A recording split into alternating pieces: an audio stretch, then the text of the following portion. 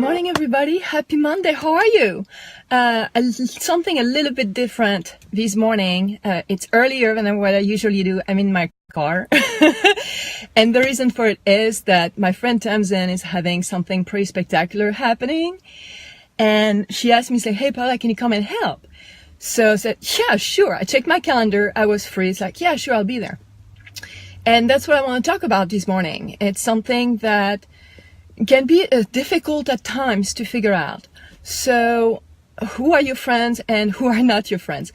The thing with Tamsin is that she's my friend. And I know she's my friend because one day I was a mess. I was having a really hard time.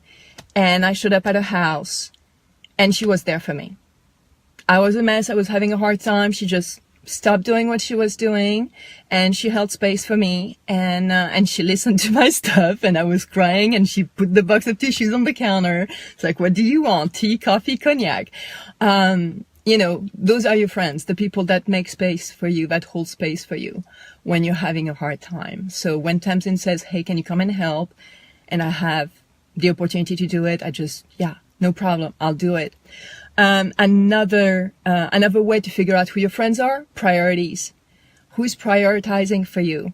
So a few years back, I had a great friendship with somebody and it came to a point that the friendship was just not doing as well anymore. And that happens, we go through a growth spurs, things like that. It does happen. It's never perfect all the time. It doesn't happen that way. Every relationship goes through periods of time when we need to reevaluate and rework things out. That's fine.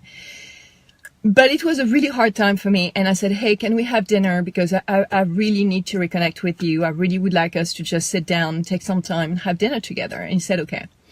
So we had dinner planned.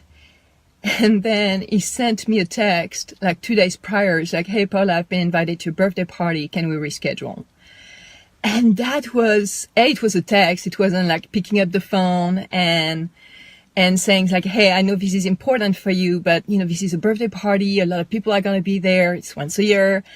Can we reschedule? It was a text and, that was important to me. And he didn't see that. And his priority was go to a birthday party and have fun instead of, paying attention to the people that have your back.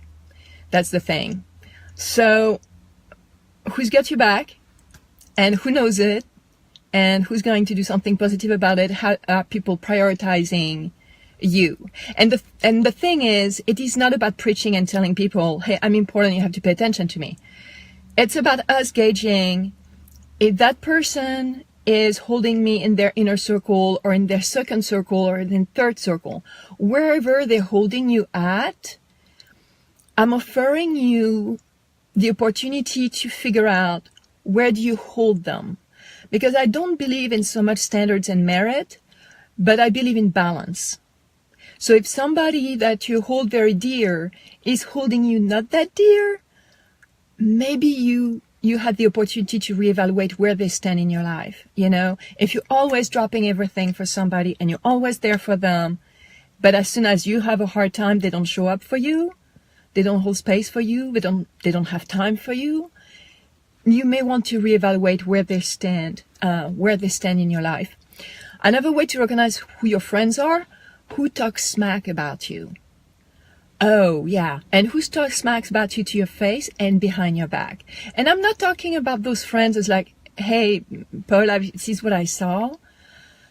You do whatever you want with your life, but I just don't think that's productive. And, I saw you do that and I know that's not you. I know that's not your character. Can we talk about it? I just thought that was odd. I'd like to talk about it. Those are your friends. The people that are honest with you and they're kind about it, those are your friends. Your friends that are not so kind are the ones that talk smack behind your back to your other friends. And it's like, well, yeah, but I was worried. So I mentioned a few things and that's not friendship in my book. I mean, maybe it's friendship for some people, but I pride myself in having nurtured a lot of very fantastic individuals, and I'm extremely lucky. to have wonderful people in my life. I have a solid network. But the thing is, I've been paying attention to those things for years, so that when people call me and they know we had that friendship, they know I'm going to be there for them.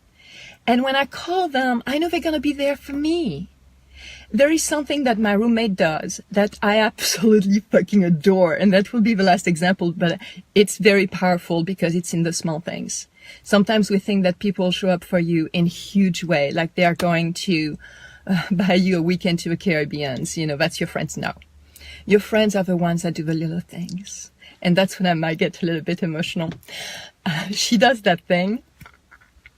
She leaves the light on for me at night.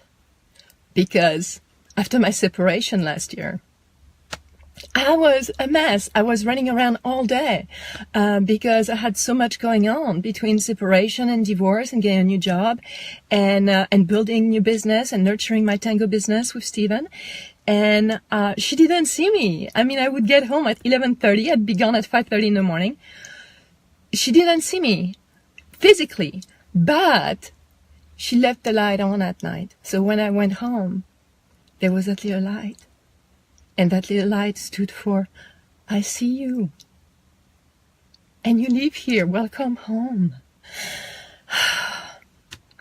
So I invite you to appreciate what the little things are that your friends do for you and that help you feel that you're seen. Okay? All right. So now that you've got your homework cut out for the week about friendship, I invite you to make a list of the people in your life and decide right now, which ones are in your inner circle, which ones are in your outer circle, and which one maybe don't belong in any circle at all. You know, because if you know that from the get-go, you'll be able to know it's like, hey, this person is my friend, or this person is not, this person is an acquaintance, this person is fun to hang out with, but I'm not going to be vulnerable or give secrets to. Figure out now, before things happen, figure out now who is allowed to hear your story, who is deserving of you dropping everything to see them. Does that make sense? Okay. If you have any beautiful stories about your friends, I'd love to hear them, because it's just great stories. And until next week, reach for the greatest version of yourself. You can do it. Bye-bye.